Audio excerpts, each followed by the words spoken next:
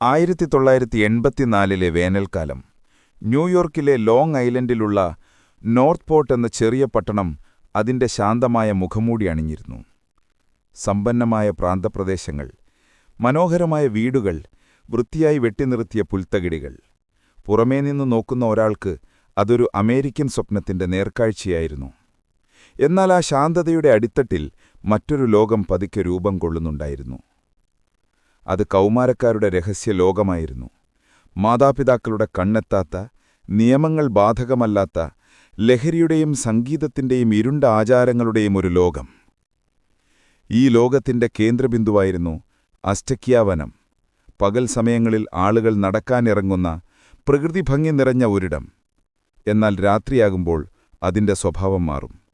പട്ടണത്തിലെ വഴിതെറ്റിയ യുവത്വത്തിന്റെ ഒളിസങ്കേതമായി ആ വനം മാറും. കഞ്ചാവിന്റെയും LSDയുടെയും രൂക്ഷഗന്ധം തങ്ങി നിൽക്കുന്ന ഹെവി മെറ്റൽ സംഗീതത്തിന്റെ ശബ്ദം മരങ്ങൾക്കിടയിൽ അലയടിക്കുന്ന ഒരിടം. അവിടെയാണ് നമ്മുടെ കഥ ആരംഭിക്കുന്നത്.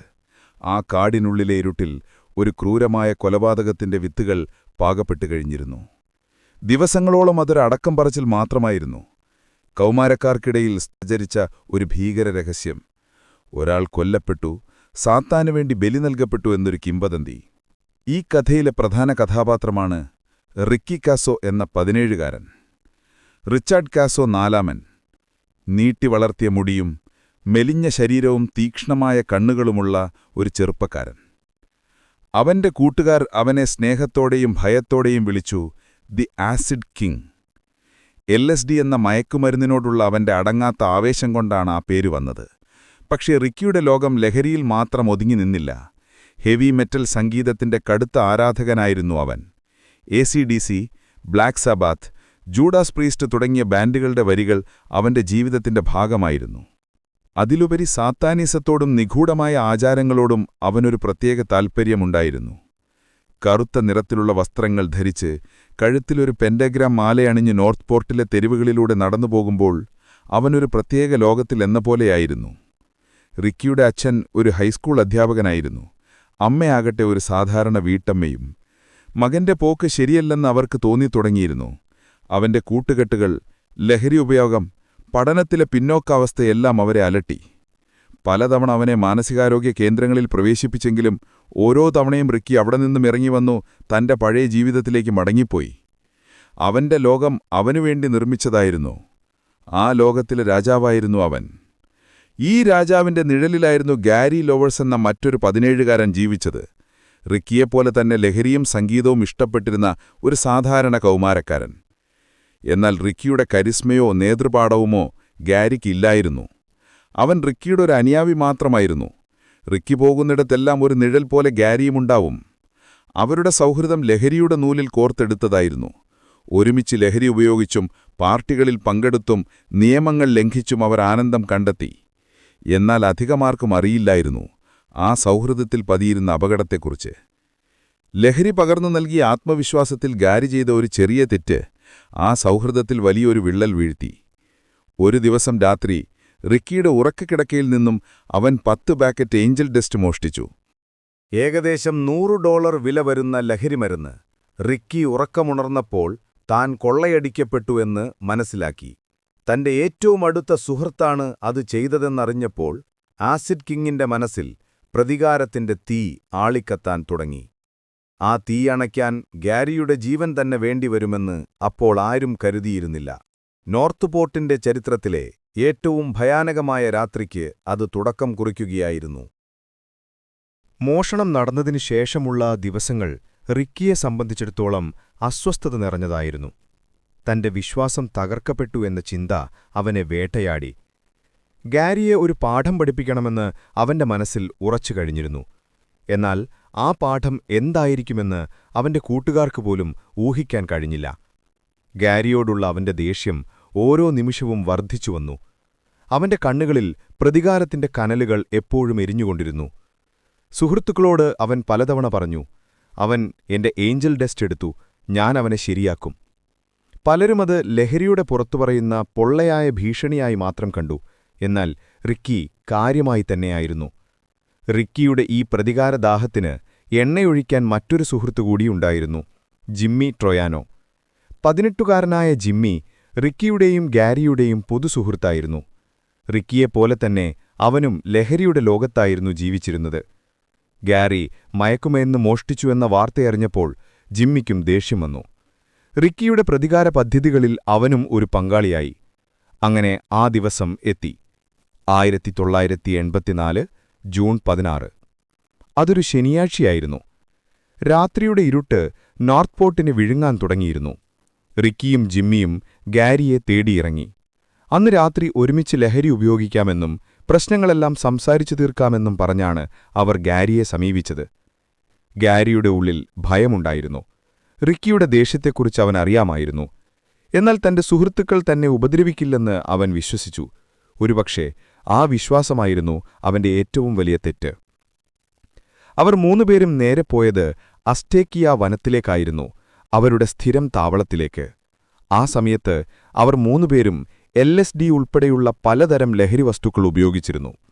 ലഹരി തലച്ചോറിനെ കീഴടക്കിയപ്പോൾ യാഥാർത്ഥ്യവും മിഥ്യയും തമ്മിലുള്ള അതിർവരമ്പുകൾ മാഞ്ഞുപോയിരുന്നു. കാടിന്റെ നിഗൂഢമായ ഇരുട്ട്, മരച്ചില്ലകളെ തഴുകി നീങ്ങുന്ന കാറ്റിന്റെ ശബ്ദം, ദൂരെ എവിടെയോ നിന്നു കേൾക്കുന്ന മുരൾച്ചകൾ. ലഹരിയുടെ സ്വാധീനത്തിൽ ആ അന്തരീക്ഷം കൂടുതൽ ഭയാനകമായി തോന്നി. വനത്തിന്റെ ഉള്ളിലേക്ക് നടന്നുപോകുമ്പോൾ അവർക്കിടയിൽ വലിയ സംഭാഷണങ്ങളൊന്നുമുണ്ടായിരുന്നില്ല. ഒരുതരം ജ്ഞഘോഷിച്ച നിശബ്ദത അവിടെ തളം കെട്ടിനിന്നു. ഒടുവിൽ അവർ തങ്ങളുടെ സ്ഥിരം ഒത്തുചേരൽ സ്ഥലത്തെത്തി. അവിടെ വെച്ചാണ് റിക്കി ആ വിഷയം വീണ്ടും എടുത്തിട്ടത്. അവന്റെ ശബ്ദം ശാന്തമായിരുന്നു, പക്ഷേ അതിലൊരു തണുത്ത കാഠിന്യം കലർന്നിരുന്നു. ഗാരി, എന്റെ ഏഞ്ചൽ ഡസ്റ്റ് എവിടെ? ഗാരിയുടെ മുഖം വിളറി. അവൻ നിഷേധിക്കാൻ ശ്രമിച്ചു. ഞാൻ എടുത്തിട്ടില്ല റിക്കി, സത്യമായിട്ടും ഞാനല്ല. റിക്കി ഒരു ചിരിയോടെ അവന്റെ തോളിൽ കൈവച്ചു. കള്ളം പറയരുത് ഗാരി, എനിക്കെല്ലാം അറിയാം. നീയാണെടുത്തതെന്ന് എനിക്കറിയാം. അത് തിരിച്ചുതാ. ഗാരിയുടെ കണ്ണുകളിൽ ഭയം നിറഞ്ഞു. അവന്റെ ശബ്ദമിടറി. എന്റെ കയ്യിലില്ല, ഞാനത് വിറ്റു. ഈ മറുപടി കേട്ടതും റിക്കിയുടെ മുഖഭാവം മാറി. അതുവരെ ശാന്തമായിരുന്ന അവന്റെ കണ്ണുകൾ കോപം കൊണ്ട് ജ്വലിച്ചു. യാതൊരു മുന്നറിയിപ്പുമില്ലാതെ റിക്കി ഗാരിയുടെ മുഖത്തേക്ക് ആഞ്ഞടിച്ചു. ഗാരി നിലത്തു വീണു. അവന്റെ വായിൽ നിന്ന് രക്തമൊഴുകി. റിക്കി അവനെ വീണ്ടും വീണ്ടും മർദ്ദിക്കാൻ തുടങ്ങി. ജിമ്മി ട്രോയാനോ അത് അമ്പരപ്പോടെ നോക്കി നിന്നു. ലഹരിയുടെ പിടിയിലായിരുന്നെങ്കിലും കാര്യങ്ങൾ കൈവിട്ടുപോകുകയാണെന്ന് അവനു മനസ്സിലായി. അവൻ റിക്കിയെ പിന്തിരിപ്പിക്കാൻ ശ്രമിച്ചു. റിക്കി, വേണ്ട, നിർത്ത്, അവനെ വിട്ടേക്ക്. പക്ഷേ റിക്കി കേൾക്കാവുന്ന അവസ്ഥയിലായിരുന്നില്ല. അവന്റെ കണ്ണുകളിൽ ഇപ്പോൾ കൊലവരിയായിരുന്നു. അവൻ ഗാരിയെ നോക്കി അലറി. സാത്താനോട് ഹായ് പറയാൻ തയ്യാറായിക്കോ. റിക്കിയുടെ ആ അലർച്ച അസ്റ്റേക്കിയ വനത്തിലെ നിശബ്ദതയെ കീറിമുറിച്ചു. അത് കേട്ട് ജിമ്മി ട്രോയാനോയുടെ രക്തം തണുത്തുറഞ്ഞുപോയി. ലഹരിയുടെ മൂടൽമഞ്ഞിലൂടെ ആ വാക്കുകളുടെ ഭീകരത അവന്റെ ബോധത്തിലേക്ക് അരിച്ചിറങ്ങി. ഗാരി ലവ്വേഴ്സിന്റെ മുഖത്ത് മരണഭയം നിഴലിച്ചു. അവന്റെ കണ്ണുകൾ സഹായത്തിനായി യാചിക്കുന്നുണ്ടായിരുന്നു. പക്ഷേ റിക്കിയുടെ കണ്ണുകളിൽ ഒരുതരം പൈശാചികമായ ആനന്ദമായിരുന്നു. ആ നിമിഷം റിക്കി കാസോ എന്ന 17കാരന്റെ ശരീരത്തിൽ മറ്റേതോ ദുഷ്ടശക്തി പ്രവേശിച്ചതുപോലെയായിരുന്നു. റിക്കി തന്റെ കയ്യിലുണ്ടായിരുന്ന ഒരു ചെറിയ കത്തി പുറത്തെടുത്തു. അതിന്റെ മൂർച്ചയേറിയ അറ്റം നിലാവിൽ വെട്ടിത്തിളങ്ങി. അവൻ ഗാരിയുടെ മുകളിലേക്ക് ചാടി വീണു. ആ കത്തിയുപയോഗിച്ച് അവന്റെ ശരീരത്തിൽ ആഞ്ഞു കുത്താൻ തുടങ്ങി. ആദ്യത്തെ കുത്ത് ഗാരിയുടെ കഴുത്തിലായിരുന്നു. വേദന കൊണ്ടും ഞെട്ടൽ കൊണ്ടും ഗാരിയുടെ ശരീരമൊന്നു പിടഞ്ഞു. അവന്റെ വായിൽ നിന്ന് രക്തം നുരഞ്ഞുപൊങ്ങി. അവന്റെ നിലവിളി ആ കാട്ടിനുള്ളിൽ എവിടെയോ തട്ടി പ്രതിധ്വനിച്ചു. പറയടാ, സാത്താനെ സ്നേഹിക്കുന്നു എന്നു പറയടാ, റിക്കി അലറി. ഓരോ തവണ കുത്തുമ്പോഴും അവനിത് ആവർത്തിച്ചുകൊണ്ടിരുന്നു. ഗാരിയുടെ ജീവന്റെ അവസാന തുടിപ്പുകൾ നിലയ്ക്കുന്നതുവരെ ആ ക്രൂരത തുടർന്നു. ഭയവും വേദനയും കൊണ്ട് ഗാരിയുടെ ശബ്ദം നേർത്തുപോയിരുന്നു. അവന്റെ പിടച്ചിലുകൾ ദുർബലമായി. ജിമ്മി ട്രോയാനോയ്ക്ക് തന്റെ കണ്ണുകളെ വിശ്വസിക്കാനായില്ല. തന്റെ കൺമുന്നിൽ നടക്കുന്നത് ഒരു സിനിമയാണോ അതോ ലഹരി സമ്മാനിച്ച ഭീകരമായ ഒരു ദുസ്വപ്നമാണോ എന്ന് അവൻ സംശയിച്ചു. അവൻ തരിച്ചു നിന്നുപോയി, ശരീരം ചലിപ്പിക്കാൻ പോലും കഴിയാതെ. റിക്കി നിർത്തിയില്ല. അവന്റെ ഭ്രാന്ത് അതിന്റെ പാരമ്യത്തിലെത്തിയിരുന്നു. ഗാരിയുടെ ശരീരം നിശ്ചലമായ മുറപ്പായപ്പോൾ അവൻ കൂടുതൽ ഭീകരമായൊരു പ്രവൃത്തിയിലേക്ക് കടന്നു. ആ കത്തി ഉപയോഗിച്ച് അവൻ ഗാരിയുടെ കണ്ണുകൾ ചൂഴിഞ്ഞെടുത്തു. അവനിനി എന്നെ നോക്കരുത് എന്നവൻ പിറുപിറുത്തു. ആ നിമിഷം അസ്റ്റേക്കിയ വനത്തിലെ കാറ്റിനുപോലും മരണത്തിന്റെ ഗന്ധമുണ്ടായിരുന്നു. പ്രകൃതി പോലും ആ ക്രൂരതയ്ക്ക് സാക്ഷ്യം വഹിച്ച് നിശ്ചലമായതുപോലെ തോന്നി. റിക്കി ഗാരിയുടെ നിശ്ചലമായ ശരീരത്തിന് മുകളിൽ നിന്നും എഴുന്നേറ്റു. അവന്റെ വസ്ത്രങ്ങൾ രക്തത്തിൽ കുതിർന്നിരുന്നു. അവന്റെ മുഖത്ത് യാതൊരു ഭാവവ്യത്യാസവും ഉണ്ടായിരുന്നില്ല. ഒരുതരം ശൂന്യത മാത്രം. ജിമ്മി ട്രൊയാനോ ഭയന്ന് വിറച്ചുകൊണ്ട് നിലത്തേക്ക് നോക്കി. ഗാരിയുടെ ചേകനയേറ്റ ശരീരം. ചുറ്റും രക്തം തളം കെട്ടിക്കിടക്കുന്നു. അവൻ ഛർദ്ദിച്ചു. റിക്കി ശാന്തനായി ജിമ്മിയുടെ അടുത്തേക്ക് വന്നു. അവന്റെ തോളിൽ തട്ടി. ഇനി നമ്മൾ എന്തു ചെയ്യും? ജിമ്മി വിറയലോടെ ചോദിച്ചു. ഒന്നും സംഭവിക്കില്ല. ഇതിനെക്കുറിച്ച് ആരോടും പറയരുത് എന്ന് റിക്കി പറഞ്ഞു. അവന്റെ ശബ്ദത്തിൽ ഭീഷണിയുടെ സ്വരമുണ്ടായിരുന്നു. ഇന്ന് നീയും ഇതിലൊരു പങ്കാളിയാണ്. ആ വാക്കുകൾ ജിമ്മിയുടെ നെഞ്ചിൽ ഒരു ഇടുത്തി പോലെയാണ് പതിച്ചത്. താനൊരു കൊലപാതകത്തിന് സാക്ഷിയായിരിക്കുന്നു. അതിലുപരി ആ കൊലപാതകിയുടെ അടുത്ത സുഹൃത്തായിരിക്കുന്നു. രക്ഷപ്പെടാനൊരു പഴുതുമില്ലെന്നവന് മനസ്സിലായി. സൂര്യൻ ഉദിച്ചു തുടങ്ങിയിരുന്നു. കാട്ടിനുള്ളിലേക്ക് പ്രകാശത്തിന്റെ നേർത്ത കിരണങ്ങൾ അരിച്ചെത്താൻ തുടങ്ങി. റിക്കിയും ജിമ്മിയും ചേർന്ന് ഗാരിയുടെ മൃതദേഹം അടുത്തുള്ള കുറ്റിക്കാട്ടിലേക്ക് വലിച്ചിഴച്ചു. അവർ അതിനു മുകളിൽ ഇലകളും മരച്ചില്ലകളും വാരിയിട്ടു. ഒരു കൊലപാതകത്തിന്റെ തെളിവുകൾ പസ്പീഷി മറയ്ക്കാൻ ശ്രമിക്കുന്ന 2 കൗമാരക്കാർ. ആ പ്രവൃത്തിക്ക് ശേഷം അവർ ഒന്നും സംഭവിക്കാത്തതുപോലെ കാട്ടിനു പുറത്തേക്ക് നടന്നു. ജിമ്മിയുടെ മനസ്സ് മരവിച്ചിരുന്നു. എന്നാൽ റിക്കി, അവൻ ശാന്തനായിരുന്നു. ബഹുപക്ഷേ താൻ ചെയ്ത പ്രവൃത്തിയിൽ അവൻ സംതൃപ്തനായിരുന്നു.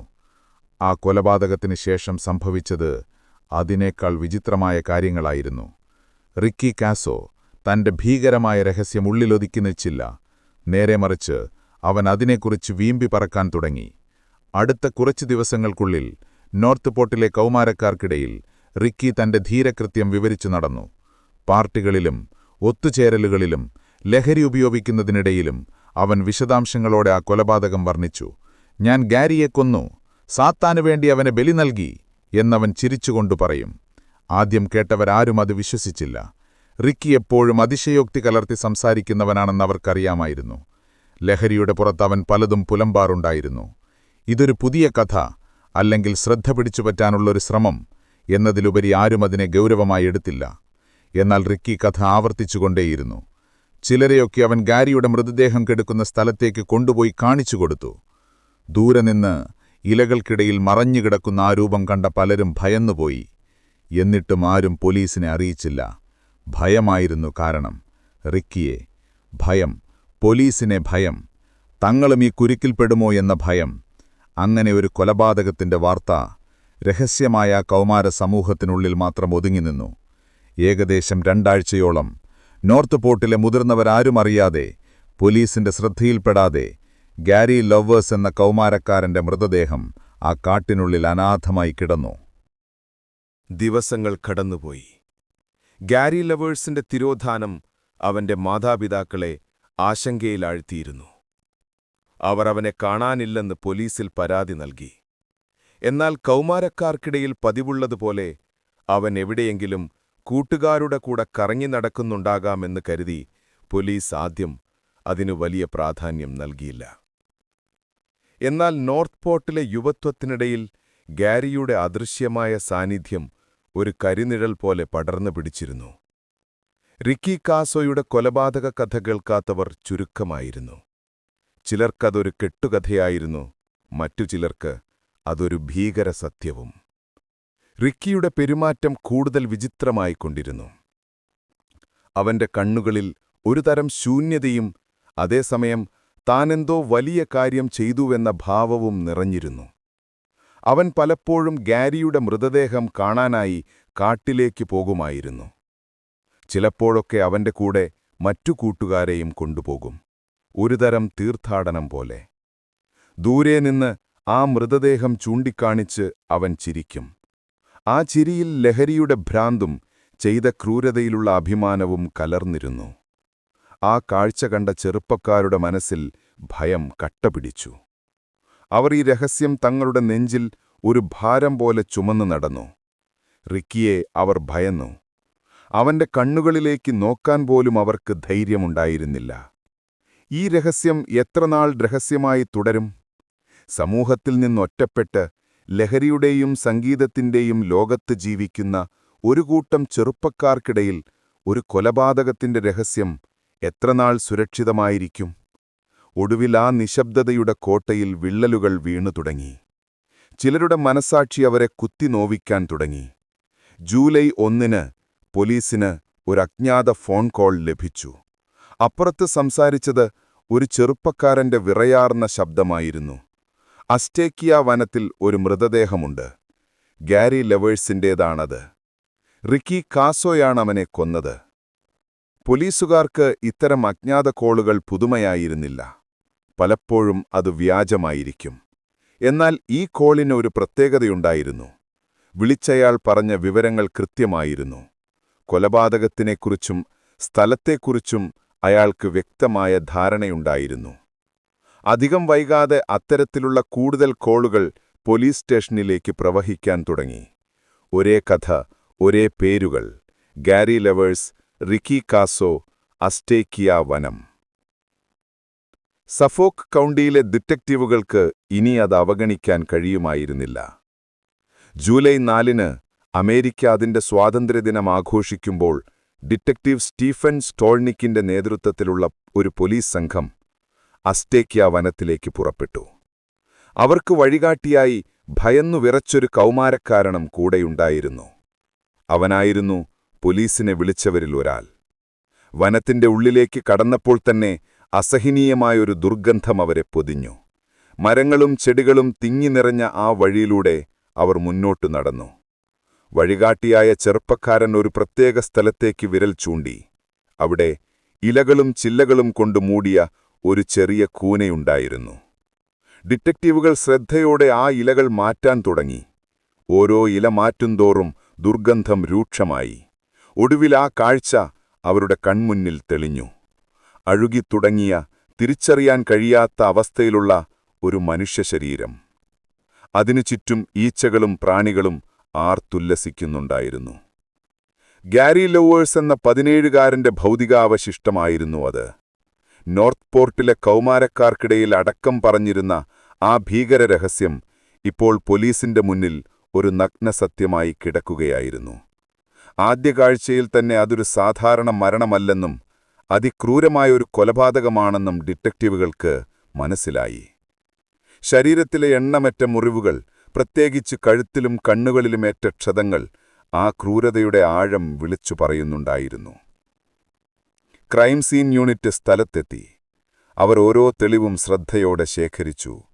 ഫോട്ടോഗ്രാഫർമാർ ആ ദൃശ്യങ്ങൾ ക്യാമറയിൽ പകർത്തി.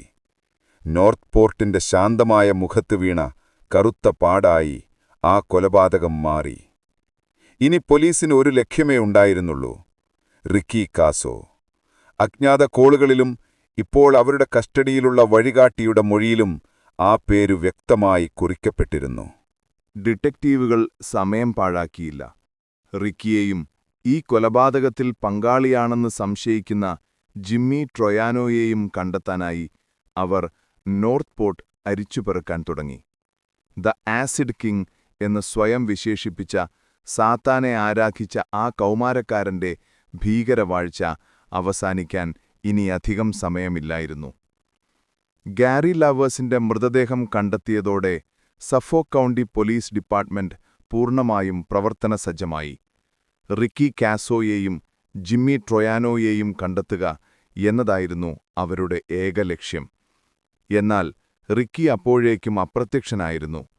പോലീസിന്റെ അന്വേഷണം ആരംഭിച്ചുവെന്ന വാർത്ത കാട്ടുതീ പോലെ പടർന്നിരുന്നു. താൻ പിടിക്കപ്പെടുമെന്ന് റിക്കിക്ക് ഉറപ്പായിരുന്നു. അവൻ ഒളിവിൽ പോയി. പക്ഷേ റിക്കിക്ക് അധിക ദൂരം പോകാനായില്ല. അവന്റെ ലോകം നോർത്ത് പോർട്ടിന്റെ തിരിവുകളിൽ ഒതുങ്ങിയിരുന്നു. മയക്കുമരുന്നിനും പണത്തിനുമായി അവൻ കഷ്ടപ്പെട്ടു. ജൂലൈ 5 കൊലപാതകം നടന്ന് ഏകദേശം 3 ആഴ്ചയ്ക്ക് ശേഷം പോലീസ് റിക്കി കാസോയെ കണ്ടെത്തി. അവനൊരു മോഷ്ടിച്ച കാറിന്റെ പിൻസീറ്റിൽ തളർന്നുറങ്ങുകയായിരുന്നു. ദിവസങ്ങളായുള്ള അലച്ചിലിന്റെയും ലഹരിയുടെയും ക്ഷീണം അവന്റെ മുഖത്തുണ്ടായിരുന്നു. പോലീസുകാർ അവനെ വളഞ്ഞപ്പോൾ അവൻ കാര്യമായ എതിർപ്പൊന്നും പ്രകടിപ്പിച്ചില്ല. ഒരുപക്ഷേ ആ നിമിഷത്തിനായി അവൻ കാത്തിരിക്കുകയായിരുന്നിരിക്കാം. കൈകളിൽ വിളങ്ങു വീഴുമ്പോൾ അവന്റെ മുഖത്ത് ഭാവവ്യത്യാസമൊന്നുമില്ലായിരുന്നു. ആസിഡ് കിങ്ങിന്റെ സാമ്രാജ്യം തകർന്നു വീഴുകയായിരുന്നു. അതേ ദിവസം തന്നെ ജിമ്മി ട്രൊയാനോയും പോലീസിന്റെ പിടിയിലായി. അവരെ പോലീസ് സ്റ്റേഷനിലേക്ക് കൊണ്ടുപോയി. അവിടെ വെച്ചാണ് റിക്കി കാസോ തന്റെ കുറ്റസമ്മത മൊഴി വഴങ്ങിയത്. ആ മൊഴി കേട്ട് പരിചയസമ്പന്നരായ ഡിറ്റക്റ്റീവുകൾ പോലും ഞെട്ടിപ്പോയി. റിക്കിയുടെ വാക്കുകളിൽ യാതൊരു ഖേദവുമുണ്ടായിരുന്നില്ല. മറിച്ച് താൻ ചെയ്ത ക്രൂരകൃത്യത്തെക്കുറിച്ച് അവൻ അഭിമാനത്തോടെയാണ് സംസാരിച്ചത്. അവൻ ആ രാത്രിയിലെ ഓരോ നിമിഷവും വിശദമായി വിവരിച്ചു. എങ്ങനെയാണ് ഗാരിയെ കാട്ടിലേക്ക് കൊണ്ടുപോയതെന്നും മയക്കുമരുന്ന് മോഷ്ടിച്ചതിനെ ചൊല്ലി എങ്ങനെയാണ് തർക്കമുണ്ടായതെന്നും ഒടുവിൽ അവനെ എങ്ങനെയാണ് കൊലപ്പെടുത്തിയതെന്നും അവൻ ശാന്തമായി പറഞ്ഞു. അവന്റെ വിവരണത്തിലെ ഏറ്റവും ഭയാനകമായ ഭാഗം സാത്താനികമായ പരാമർശങ്ങളായിരുന്നു. ഞാൻ അവനോട് സാത്താനെ സ്നേഹിക്കുന്നുവെന്ന് പറയാൻ ആവശ്യപ്പെട്ടു, റിക്കി ഡിറ്റക്റ്റീവുകളോട് പറഞ്ഞു. അവനത് പറഞ്ഞില്ല. അതുകൊണ്ട് ഞാൻ അവനെ കുത്തി. ഓരോ കുത്തിനുശേഷവും ഞാൻ സാത്താനോട് ഹായ് പറയൂ എന്നലറിയതായും അവൻ സമ്മതിച്ചു. കൊലപാതകത്തിനു ശേഷം ഒരു കാക്ക അടുത്തുള്ള മരക്കൊമ്പിലിരുന്ന് കരഞ്ഞുവെന്നും അത് സാത്താൻ തനിക്ക് നൽകിയ ഒരു അടയാളമായി താൻ കണ്ടെന്നും അവൻ കൂട്ടിച്ചേർത്തു. ആ കാക്കയുടെ ശബ്ദം തന്റെ പ്രവൃത്തിയെ സാത്താൻ അംഗീകരിച്ചതിന്റെ തെളിവാണെന്ന് അവൻ വിശ്വസിച്ചു. ജിമ്മി ട്രൊയാനോയുടെ മൊഴി റിക്കിയുടെ കഥയെ ശരിവയ്ക്കുന്നതായിരുന്നു. എന്നാൽ ജിമ്മിയുടെ വാക്കുകളിൽ ഭയവും നിസ്സഹായതയുമായിരുന്നു നിറഞ്ഞിരുന്നത്. റിക്കിയുടെ ഭ്രാന്തമായ അവസ്ഥയെക്കുറിച്ചും താൻ അവനെ തടയാൻ ശ്രമിച്ചെങ്കിലും പരാജയപ്പെട്ടതിനെക്കുറിച്ചും അവൻ പറഞ്ഞു. താനൊരു സാക്ഷി മാത്രമാണെന്നും കൊലപാതകത്തിൽ നേരിട്ട് പങ്കില്ലെന്നും അവൻ വാദിച്ചു. റിക്കി കാസോയുടെയും ജിമ്മി ട്രൊയാനോയുടെയും അറസ്റ്റും അവരുടെ കുറ്റസമ്മതവും പുറത്തുവന്നതോടെ നോർത്ത് പോർട്ട് എന്ന ചെറിയ പട്ടണം ദേശീയ ശ്രദ്ധയിലേക്ക് ഉയർത്തപ്പെട്ടു. പത്രങ്ങളും ടെലിവിഷൻ ചാനലുകളും ഈ വാർത്ത ആഘോഷിച്ചു. സാത്താനു വേണ്ടിയുള്ള ബലി, ഹെവി മെറ്റൽ കൊലപാതകം, ആസിഡ് കിങ്ങിന്റെ ക്രൂരത എന്നിങ്ങനെയുള്ള തലക്കെട്ടുകൾ പത്രങ്ങളുടെ ഒന്നാം പേജിൽ നിറഞ്ഞു. ഈ കൊലപാതകം ഒരൊറ്റപ്പെട്ട സംഭവമല്ലാതായി മാറി. അമേരിക്കയിലുടനീളം പടർന്നുപിടിച്ചുകൊണ്ടിരുന്ന സൈറ്റാനിക് പാനിക് എന്ന സാമൂഹിക ഭീതിയുടെ പ്രതീകമായി റിക്കി കാസോയുടെ കേസ് മാറി. ഹെവി മെറ്റൽ സംഗീതം, ഡഞ്ജൻസ് ആൻഡ് ഡ്രാഗൺസ് പോലുള്ള കളികൾ, കൗമാരക്കാരുടെ ലഹരി ഉപയോഗം എന്നിവയെല്ലാം സാത്താൻ ആരാധനയുടെ ഭാഗമാണ് എന്നൊരു ഭയം 1980കളിൽ അമേരിക്കയിൽ ശക്തമായിരുന്നു. റിക്കി കാസോ കേസ് ആ ഭയത്തിന് ആക്കം കൂട്ടി. കറുത്ത വസ്ത്രങ്ങൾ ധരിക്കുന്ന, ഹെവി മെറ്റൽ സംഗീതം കേൾക്കുന്ന, ലഹരി ഉപയോഗിക്കുന്ന എല്ലാ കൗമാരക്കാരെയും സമൂഹം സംശയത്തോടെ നോക്കാൻ തുടങ്ങി.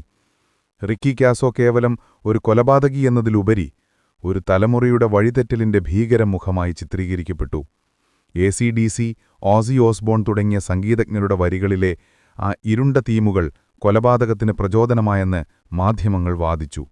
ഒരു പ്രാദേശിക കൊലപാതക കേസ് അമേരിക്കൻ സംസ്കാരത്തെയും യുവത്വത്തെയും കുറിച്ചുള്ള ഒരു വലിയ സംവാദത്തിന് തിരികൊളുത്തുകയായിരുന്നു.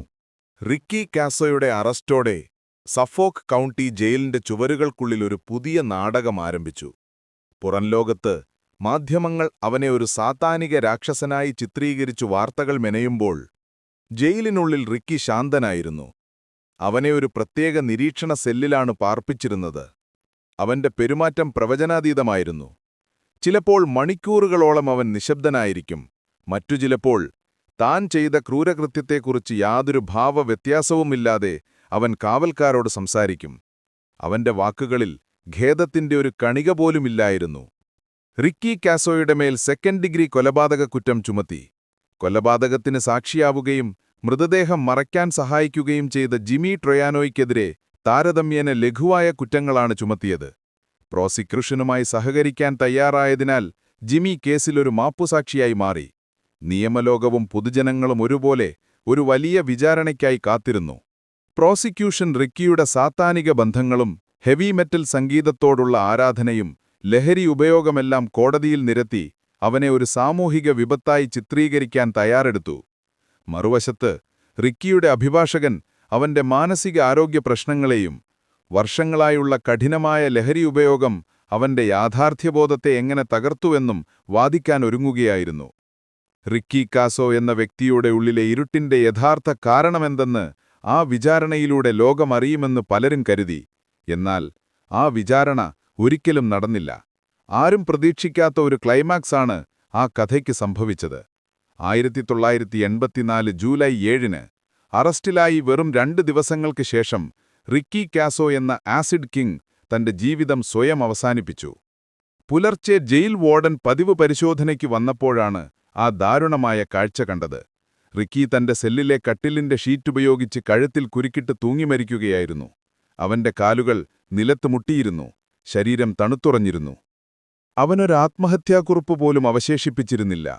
എന്തുകൊണ്ടാണ് അവൻ ആ കടുങ്കൈ ചെയ്തതെന്ന ചോദ്യം മാത്രം ബാക്കിയായി. കുറ്റബോധം കൊണ്ടാണോ? അതോ തന്റെ സ്വാതന്ത്ര്യത്തിന്റെ ലോകം എന്നേക്കുമായി നഷ്ടപ്പെട്ടു എന്ന തിരിച്ചറിവുകൊണ്ടാണോ? അല്ലെങ്കിൽ തന്റെ ഭ്രാന്തമായ വിശ്വാസങ്ങളുടെ ഭാഗമായി സാത്താനിലേക്കുള്ള ഒരു യാത്രയായി അവനീ മരണത്തെ കണ്ടോ? ഈ ചോദ്യങ്ങൾക്കെല്ലാം ഉത്തരം നൽകാതെ റിക്കി കാസോ എന്നേക്കുമായി നിശബ്ദനായി. റിക്കിയുടെ ആത്മഹത്യയോടെ കേസ് പെട്ടെന്ന് അവസാനിച്ചു. ഗ്യാരി ലവേഴ്സിന്റെ കുടുംബത്തിന് നീതി നിഷേധിക്കപ്പെട്ടു. തങ്ങളുടെ മകന്റെ കൊലപാതകി നിയമത്തിനു മുന്നിൽ കണക്കു പറയുന്നത് കാണാൻ അവർക്ക് കഴിഞ്ഞില്ല. വിചാരണയിലൂടെ പുറത്തുവരേണ്ടിയിരുന്ന പല സത്യങ്ങളും, റിക്കിയുടെ മനസ്സിന്റെ ഉള്ളറകളിലെ രഹസ്യങ്ങളും അതോടെ എന്നേക്കുമായി കുഴിച്ചുമൂടപ്പെട്ടു. കൊലപാതകി മരിച്ചെങ്കിലും അവൻ സൃഷ്ടിച്ച ഭയത്തിന്റെയും സംശയത്തിന്റെയും അലകൾ നോർത്ത് പോർട്ടിന്റെ അന്തരീക്ഷത്തിൽ പിന്നെയും ഒരുപാട് കാലം തങ്ങിനിന്നു. റിക്കി കാസോയുടെ മരണം ആ കഥയുടെ അവസാനമായിരുന്നില്ല, മറിച്ച് ഒരു പുതിയ ചർച്ചയുടെ തുടക്കമായിരുന്നു.